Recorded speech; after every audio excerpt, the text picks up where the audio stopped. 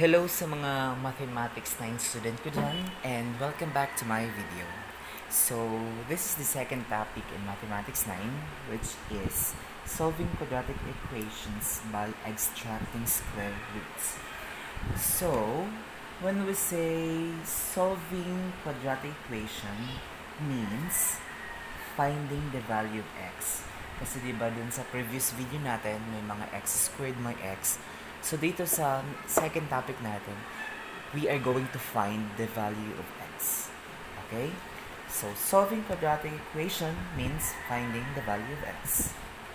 Next is, when we say extracting square roots, it means using radical sign and simplifying the given problem.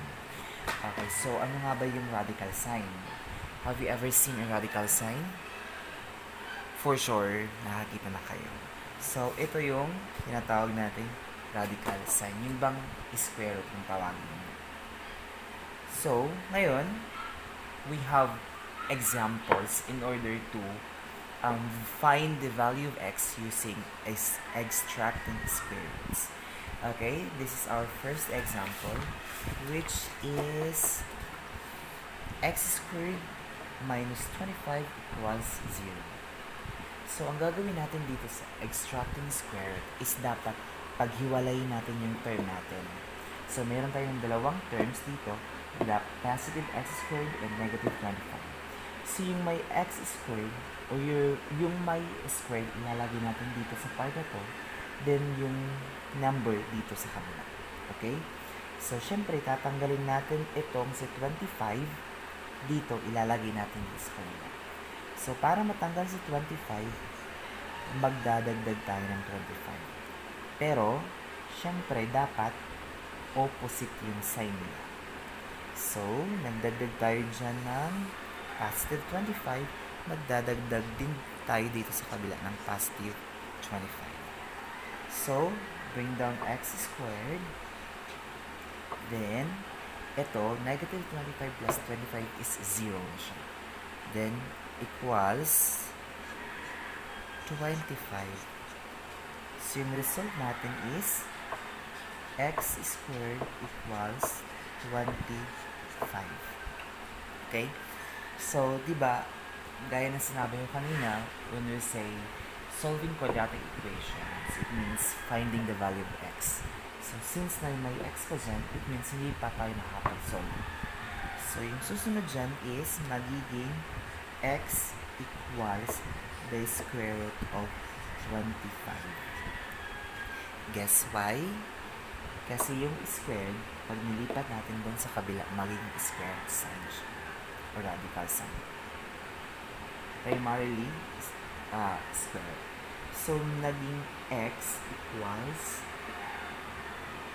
the square root of 25. So, ano ba yung square root ng 25? So, meron tayo ng dalawang sagot. The first value of x is positive 5, and the second value of x equals negative 5. Because the square root of a number is a positive number and negative number. Okay? So, nakuha na natin yung value ng x. So, itong x na to is 5 and pwede rin siyang maging negative 5. But, hindi dyan nagtatapos. Kasi kailangan natin i-check kung tama yung sagot natin na positive 5 and negative 5. So, let's do the checking.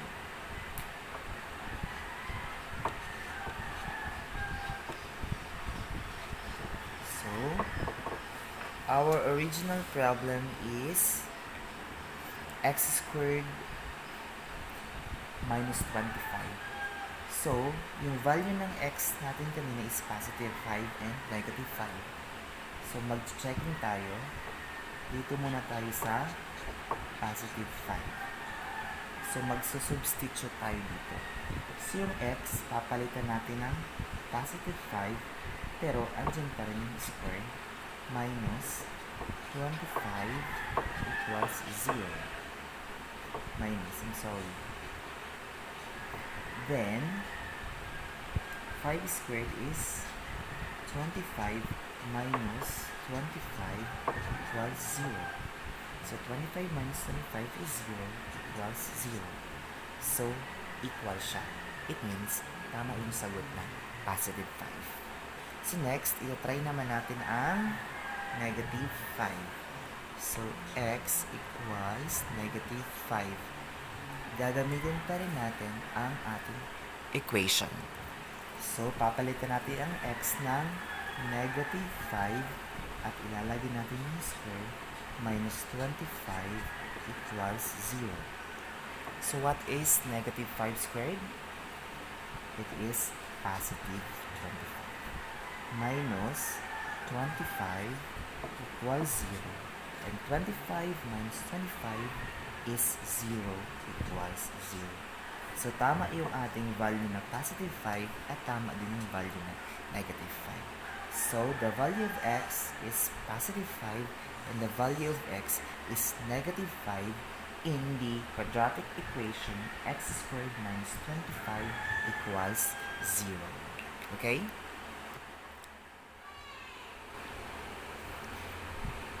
Our second example is p squared equals 0. So, in this example, nakita natin na walang kasamang term si t.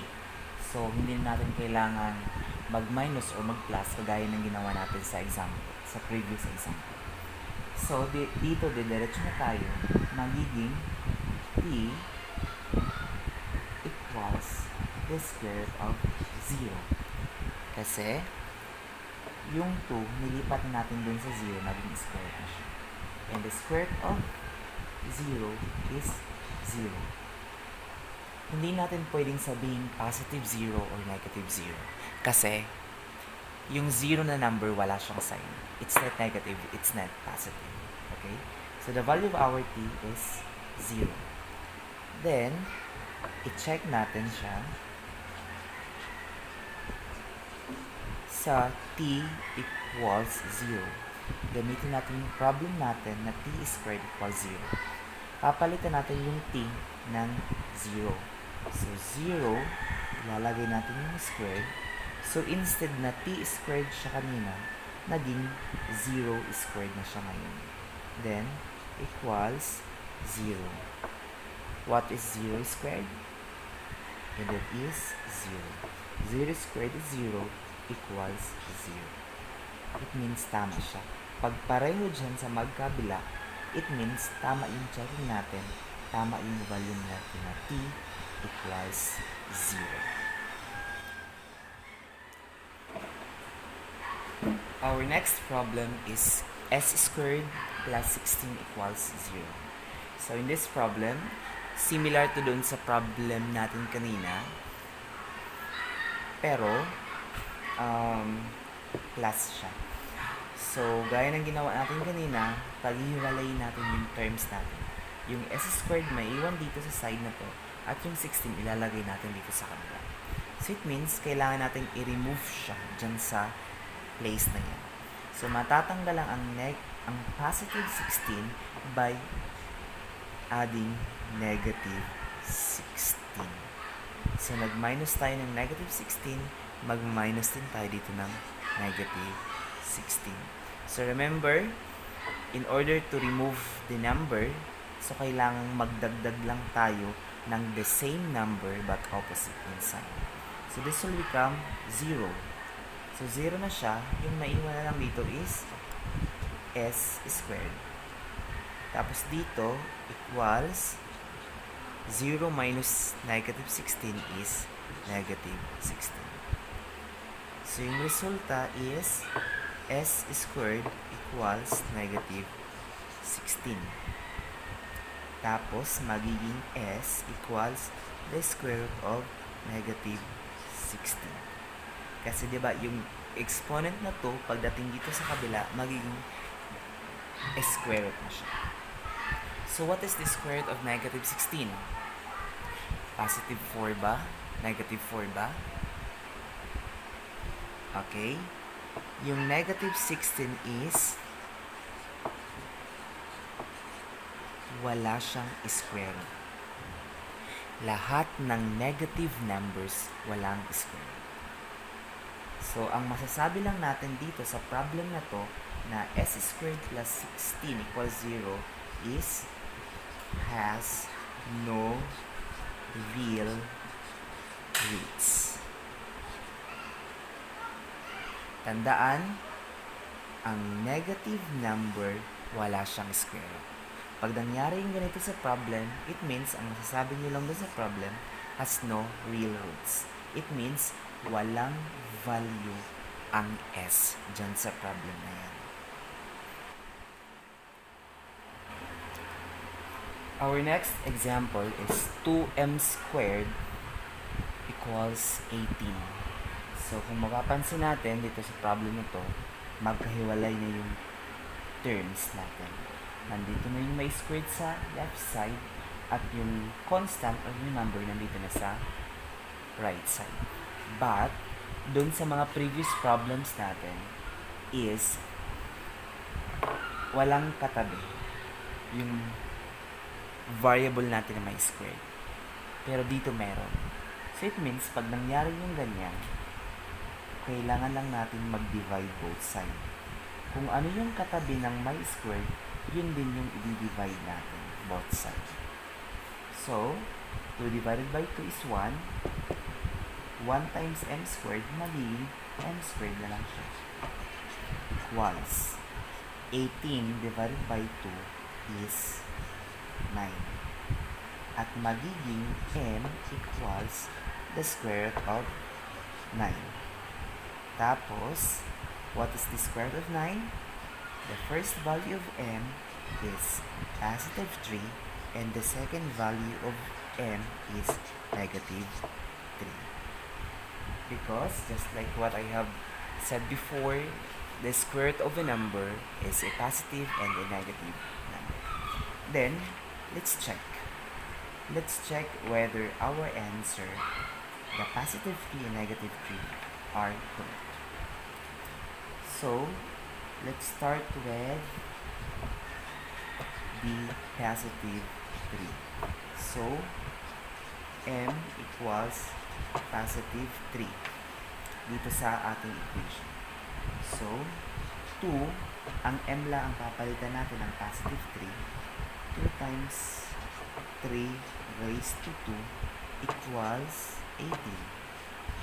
Ganun pa rin siya, pinalitan lang yung m ng 3. Then, i-simplify muna natin yung 3 squared, which is 3 squared is 9 equals 18, and 2 times 9 is 18 equals 18. So, pareho silang 18. It means tama ang answer natin na positive 3. Then, let's proceed to negative 3. Ganun pa rin, magiging 2 times negative 3 squared equals 18. Ang m lang ang pinalitan ng negative 3. Then, negative 3 squared is 9 equals 18. Then, 2 times 9 is 18 equals 18. Check. Pareho. It means tama din ang ating negative 3. So, sa problem na 2m squared equals 18, dalawa yung sagot, katulad ng kanina sa unang problem. So,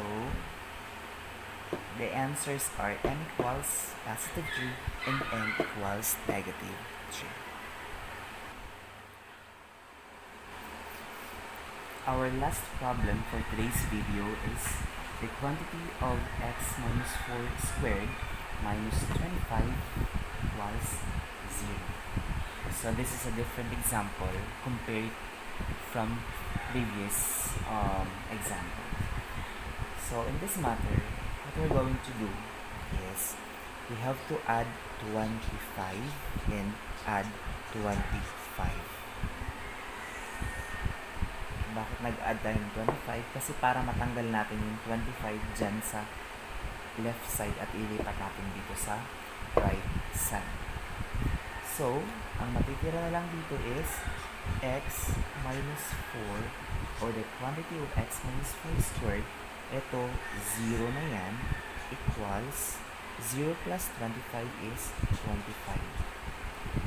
Tapos, magiging x minus 4 equals the square root of 25. Hindi mo na kailangan i-expand ang the quantity of x minus 4 squared. So, ito na siya. Tapos, magiging x minus 4 equals the square root of 25 is positive 5 and x minus 4 equals negative 5. So, dalawa siya. Kasi, di ba, yung square root ng number is positive and negative number. Tapos, itong dalawang result na to, kailangan pa natin i-simplify. So, dito muna tayo. X minus 4 equals 5. So, tatanggalin natin dito yung positive 4, magiging yung negative 4 pala. Tatanggalin natin yung negative 4. It means magdadagdag tayo ng positive 4. So, nagdagdag tayo dito ng positive 4. It means magdadagdag din tayo ng positive 4 dito sa kabila. So, x, ito, 0 na yan. Ito, 5 plus 4 is 9. It means the first value of x is 9. Tapos dito naman tayo sa x minus 4 equals negative 5. So, let's remove negative 4 by adding positive 4 and adding positive 4. This is x. This is 0 equals negative 5 plus 4 is negative 1. So, the second value of x is negative 1. So, sa problem natin na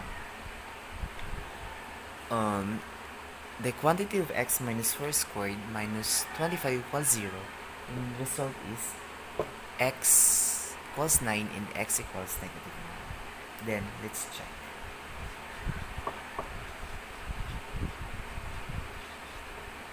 Unahin natin sa x equals 9, magiging 9 minus 4 squared minus 25 equals 0. And 9 minus 4 is 5 squared minus 25 equals 0. Then, 5 squared is 25 minus 25 equals 0. And 25 minus 25 is 0 equals 0. It means tama. Ang ating value na x equals 9. Next is x equals negative 1. So, gamitin natin yung problem natin na magiging negative 1 minus 4 squared minus 25 equals 0. So, ganun pa rin yung problem natin doon. Pinalitan lang natin yung x ng negative 1. So, this will become negative 5 squared minus 25 equals 0. The negative 5 squared is positive 25 minus 25 equals 0. And 25 minus 25 is 0 equals 0. Check. It means tama din ang value ng x na negative 1. So, sa ating problem na x, the quantity of x minus 4 squared minus 25 equals 0, the value of x is 9 and negative 1. So, huwag kayong malilito dito ha. Sa 1 na to at 2 na yan. Ang purpose lang yan is para makita natin na ito yung first value at ito yung another value. Okay?